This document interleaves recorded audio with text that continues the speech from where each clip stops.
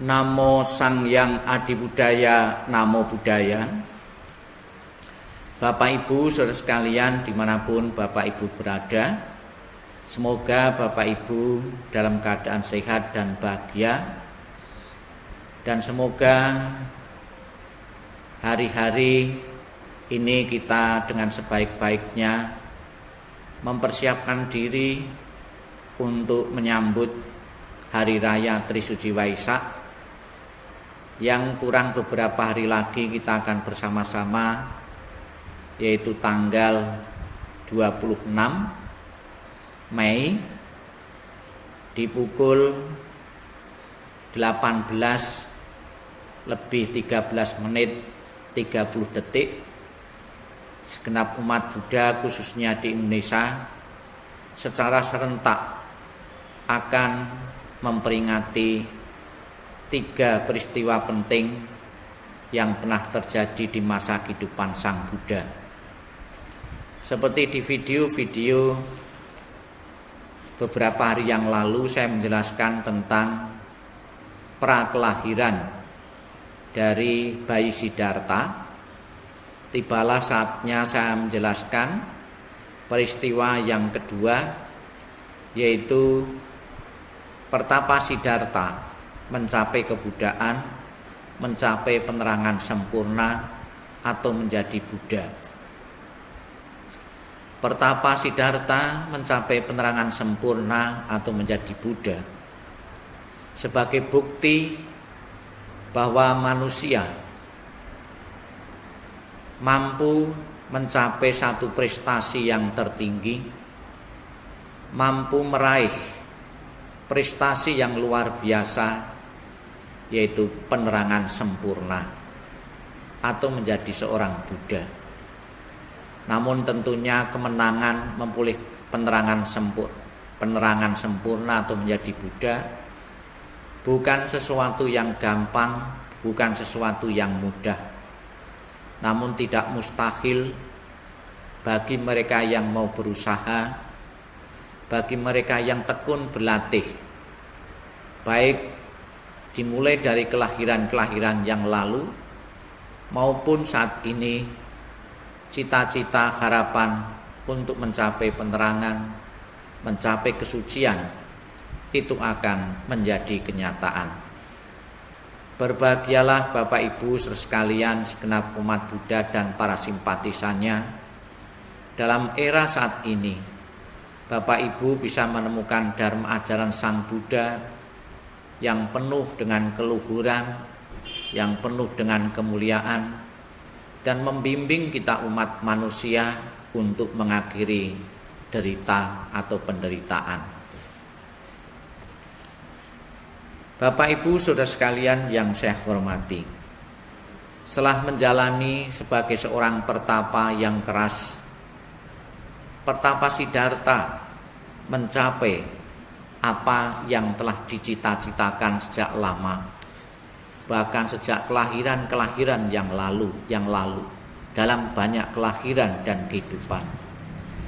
Ternyata usaha yang dilakukan Pertapa Siddhartha tidaklah sia-sia. Ketika belum mencapai penerangan sempurna, duduk di bawah pohon Bodhi pada malam hari menjelang pencerahan sempurna, Sakyamuni mencapai kesempurnaan dalam hal kekuatan batin atau yang sering disebut dengan abinya. Apa saja keenam kemampuan batin yang telah dicapai oleh beliau? Yang pertama yaitu Riddhi atau Iddhi, yaitu memunculkan beberapa wujud yang sama dengan dirinya, atau bisa dikatakan beliau mampu melipat gandakan diri, 1 menjadi 2 menjadi 3 dan tidak terbatas. Kemampuan ini dicapai oleh beliau setelah beliau mencapai pencerahan sempurna. Kemudian beliau juga mampu mengubah wujudnya dari satu wujud menjadi beberapa wujud. Kemudian juga Beliau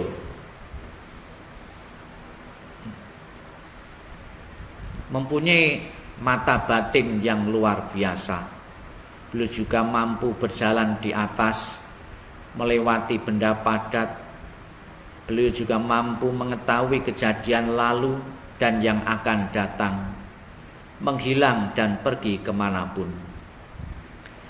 Kemampuan-kemampuan abinya ini bisa dicapai oleh Pertapa Siddhartha yang telah menjadi Buddha. Dengan kemampuan-kemampuan luar biasa ini akan memudahkan beliau tentunya untuk mengajar Dharma. Bapak Ibu saudara sekalian yang saya hormati, di samping kemampuan-kemampuan yang saya sebutkan tadi, beliau juga mempunyai kemampuan pendengaran yang jelas terhadap segala bentuk suara. Kemudian penglihatan yang jelas terhadap segala fenomena di alam semesta. Pengetahuan mengenai kehidupan lampau dari dirinya dan makhluk lain. Kemampuan membaca pikiran semua makhluk. Dan kemampuan mengenai pemadaman kekotoran batin dan nafsu indria. Setelah mencapai 6 abinya, tubuh dan pikirannya memancarkan sebuah cahaya terang. Keesokan paginya, Sakyamuni mendadak melihat sebuah bintang terang, dan pada saat itu pula belum mencapai pencerahan sempurna dan menjadi seorang Buddha. Atas prestasi yang telah diraih itu, beliau dengan tajuk dan beliau mengatakan, betapa menakjubkan semua makhluk dikaruniai dengan kearifan tata gata. Semua makhluk mempunyai sifat dasar Buddha, tetapi hanya karena adanya kemelekatan dari pemikiran khayal, maka mereka tidak menyadari. Setelah pencerahan, Buddha Sakyamuni masih berdiam di tempatnya selama 21 hari.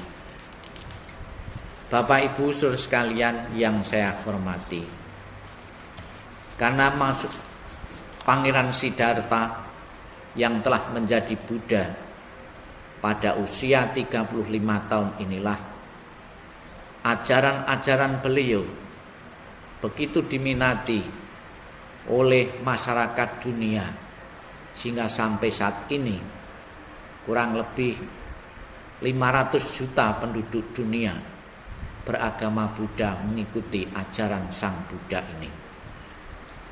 Bapak Ibu saudara sekalian yang saya hormati dimanapun Bapak Ibu berada, pencapaian penerangan sempurna Sang Buddha ini menjadi bukti nyata bahwa kalau usaha itu dilakukan dengan sungguh-sungguh, dengan tidak setengah-setengah, pasti akan mencapai satu prestasi yang luar biasa.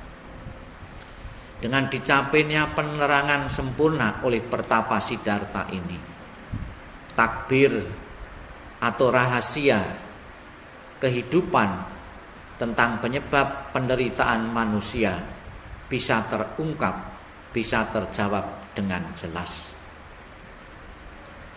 Kenapa di dunia ini ada beberapa perbedaan-perbedaan status ekonomi, kemudian sosial. Ada yang kaya, ada yang miskin, ada yang cacat tubuhnya, ada yang sempurna, ada yang pandai, ada yang bodoh. Ini adalah karena masing-masing membawa karmanya sendiri, membawa akibat perbuatan-perbuatan yang pernah dilakukan di kehidupan-kehidupan yang lalu. Ini adalah contoh nyata jawaban bahwa penderitaan manusia bukan berasal dari kutukan, bukan berasal dari ganjaran yang diberikan kepada makhluk penguasa, kepada manusia. Namun apa yang kita miliki saat ini, wujud bentuk kemampuan yang kita miliki saat ini adalah warisan karma-karma yang pernah kita perbuat, karma-karma yang pernah kita tanam dalam banyak kelahiran dan kehidupan. Sungguh sangat berbahagia Bapak Ibu sekalian, di era saat ini kita mengenal ajaran Sang Buddha. Kita menjadi tahu tentang penyebab perbedaan-perbedaan di antara kita ini. Namun tentunya kita tidak boleh berhenti dalam kekaguman menjadi umat Buddha. Hendaknya dalam kehidupan seharian kita telah dituntun oleh dengan ajaran Sang Buddha. Kita hindarkan kejahatan sekecil apapun, karena kejahatan sekecil apapun yang kita perbuat akan berakibat penderitaan, akan berakibat ketidaknyamanan kita di suatu saat nanti. Melalui ajaran Sang Buddha, kita diingatkan untuk menjadi manusia yang mandiri, yang menjadi arsitek bagi diri kita sendiri. Kehidupan esok, kehidupan yang akan datang ditentukan oleh apa yang kita perbuat saat ini.